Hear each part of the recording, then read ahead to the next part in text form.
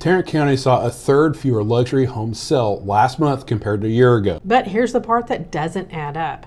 Tarrant had the biggest jump in median sales price of any county in DFW. Fewer sales, higher median price. Today we're breaking down why that's happening, what you need to know in the higher end market across all 4 counties. And then we're taking a closer look at Flower Mound, Argyle, and Southlake. By the way, we're Bret and Molly Chance, owners of Texas Home Life Realty right here in Flower Mound, Texas. We have people just like you reaching out to us every single month to help with their next move. So if you'd like to have a conversation about your unique situation and how we can help you achieve that goal that you're looking for, click on the link in the description to book a discovery call with our team. Let's start with the big picture across Dallas, Denton, Collin, and Tarrant counties. One of the first things that jumped out at us is that the number of $1 million plus homes available for sale is actually lower than it was a year ago in 3 of the 4 counties. Dallas had about 110 fewer homes for sale. Tarrant had about 80 fewer homes. Collin was just down slightly, and Denton was basically the same. So despite everything you've heard about growing inventory across DFW, this isn't what we're seeing when we isolate that $1 million and up market. But fewer homes for sale doesn't automatically mean buyers are rushing to buy them. And that's where this gets interesting. Pending home sales, which are homes that went under contract, were down pretty sharply in Denton and Tarrant counties. Collin was exactly the same at last year, but Dallas actually had a few more homes go under contract. So Dallas is the one county where we had fewer homes available, but more buyer activity than last summer. Now let's look at what actually closed. Dallas, Collin, and Denton were all pretty close to last year's sales numbers, but Tarrant was completely different. Only 90 luxury homes closed there in July compared with 134 last year. That's 44 fewer sales, or about a third fewer, and that's the number we opened this video with. But what happened to the homes that did sell is what makes Tarrant so interesting. Those Tarrant homes actually sold faster. They averaged 38 days to sell, about 9 days faster than last year. Denton was also faster. Dallas was basically unchanged, but Collin moved the other direction, taking about 15 days longer to sell than last summer. So even here, all 4 counties weren't moving the same direction. Inventory tells the same kind of story. This number tells us how long it would take to sell every home for sale if not another one came on the market. Collin and Denton both have a little over 7 months of supply. Tarrant has just over 6 months, down from close to 8 months last year. And Dallas has the lowest supply at about 5 months. So Tarrant had far fewer sales, but buyers also had fewer homes to choose from. Now let's look at how much sellers are coming down from the original asking price. This is the gap between what the sellers originally wanted and what the buyers ultimately paid. Collin County had the biggest gap at 6% below the original asking price. Denton was about 5.5% below. Dallas was just under 5%, and Tarrant County had the smallest gap at just over 4% below asking. And this is where those percentages start to matter in real dollars. Take that 6% gap in Collin County. On a $2 million home, that's roughly $125,000 below the original asking price. So how a home is positioned from the beginning can make a very big financial difference. And once again, Tarrant stands out. Fewer homes sold, but the sellers who did sell came closer to their original asking price than anywhere else in this 4-county comparison. Now let's look at price per square foot. Dallas was still the highest at $506 per square foot. But Tarrant had the biggest year-over-year jump. It reached $369 per square foot, about $31 more than last summer. Denton barely changed, and Collin was up only $17. So now look at what we've got at Tarrant. Far fewer sales, less inventory, homes selling faster, sellers getting closer to asking, and buyers paying noticeably more per square foot. Which brings us to median sales price. Denton was almost unchanged at $1.24 million. Collin was around $1.29 million. That's about $76,000 higher than last year. Dallas remained the highest at $1.7 million, around $35,000 higher. And remember, Dallas County also includes places like Highland Park and University Park, so some very high-priced home sales are included in that county-wide number. And then there's Tarrant. Its median sales price reached about $1.41 million, roughly $117,000 higher than last July. But that does not mean the typical Tarrant County luxury home suddenly gained $117,000 in value. Only 90 luxury homes sold this July. When fewer homes sell, the mix matters. If more 2 million and 3 million homes happen to close in 1 month, that can pull that median higher. So what we can say is this: Tarrant had dramatically fewer sales, but the homes that did sell moved faster, sold closer to their original asking price, and commanded considerably more per square foot. And the group of homes that sold produced the biggest increase in median sales price of these 4 counties. But countywide numbers can hide some pretty big differences from one community to another. So now we're going to zoom in on Flower Mound, Argyle, and Southlake. Let's start with Flower Mound.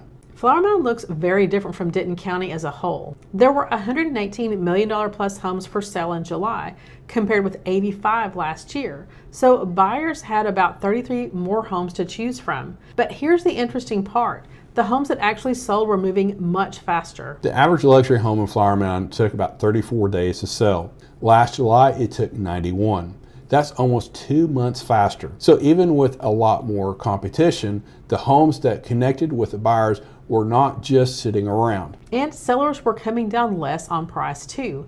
Last summer, Flower Mound homes sold about 8% below their original asking price. This July, that gap narrowed to just under 5%. But when we looked at the individual sales, 9 of the 16 homes that closed had already reduced their asking price before they sold. That's more than half. And here's how different the outcomes can be. One Flower Mound home that ultimately sold above $1 million was originally listed at $950,000 and sold for $1,025,000 just after 4 days. That's $75,000 over their original asking price. But another higher end home started at $2.9 million and sat for 127 days, eventually sold for $2.5 million. That's $400,000 below where it started. Same city, same general market, completely different results. Buyers aren't treating every single $1 million home the same. The homes they really want can still move quickly and create competition. But when buyers don't see value, they're willing to wait, and sellers may have to make a much bigger adjustment. Price per square foot was almost unchanged at about $302. And the median of the homes that sold was just under $1.2 million. Compared that with about $1.46 million last July. But with only 16 sales, don't read that as Flower Mound home values are falling $258,000. It can simply mean a different mix of homes sold this July, with more sales closer to $1 million and fewer at the very top. That's important in smaller luxury markets because just a few $2 million or $3 million sales can move the median quite a bit. So in Flower Mound, buyers had more choices. The homes that sold moved much faster, sellers gave up less from their asking price, and the mix of homes that sold was different from last year. And Argyle tells another completely different story. In Argyle, buyers actually had fewer $1 million plus homes to choose from. There were 49 homes for sale compared to 56 last year. But unlike Flower Mound, they didn't lead with faster sales. The average luxury home in Argyle took 43 days to sell. Last July, it took 27. That's about 16 extra days on the market.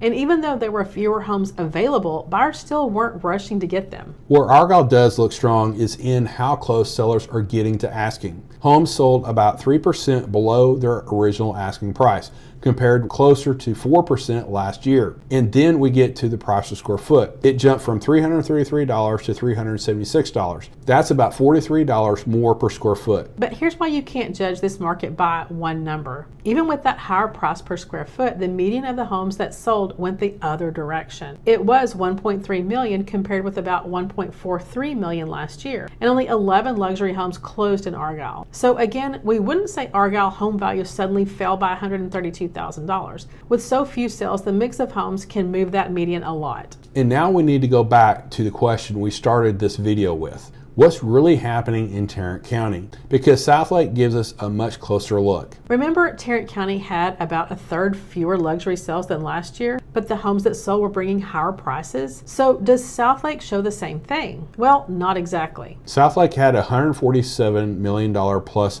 homes for sale, almost identical last year, but only 27 luxury homes closed compared with 44 last July. That's 17 fewer sales. So that slowdown across Tarrant County definitely shows up here. But the homes that did sell weren't taking longer. They averaged 27 days on the market, basically the same as last year. And sellers actually got closer to their original asking price. Southlake homes sold about 3% below asking compared with closer to 5% last summer. So fewer homes sold, but the sellers who did find buyers gave up less. And there's something else interesting in these individual sales. Of the 27 homes that closed, 13 were cash purchases. That's almost half. And 6 sold for $2 million or more. So there's still some serious money moving through this market. But now let's get to the pricing.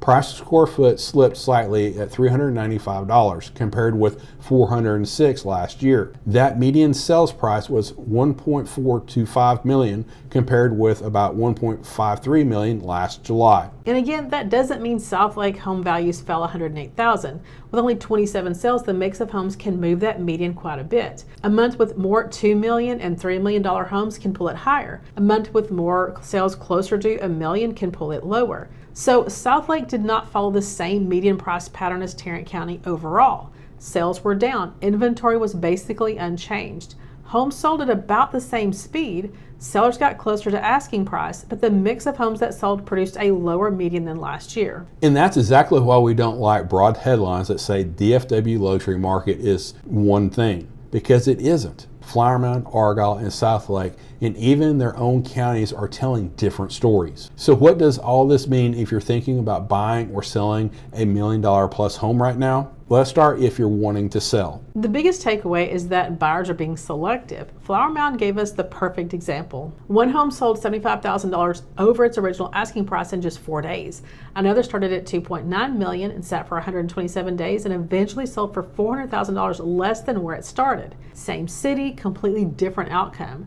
So if you're selling, you can't just look at a county average and assume that's what will happen to your home. Price, condition, location, competition, and how buyers see the value of your particular home matter a lot right now. And don't assume fewer homes for sale automatically gives the seller the advantage. Argyle had fewer luxury homes available, but the homes that sold took 16 days longer than last year. Buyers are still willing to wait if the right home at the right value isn't there. Now, if you're thinking about buying, Flower Mound is giving you more choices than last summer. And across all 3 cities, homes are still selling below their original asking price on average. So depending on the property, there may be room to negotiate. But don't confuse that with every seller being desperate to make a deal. The right home can still create competition. And Southlake drives that home. Fewer luxury homes sold, but the ones that did moved in about the same amount of time. And sellers actually got closer to asking price. This isn't a market where you can simply say a buyers have all control or the sellers have all control.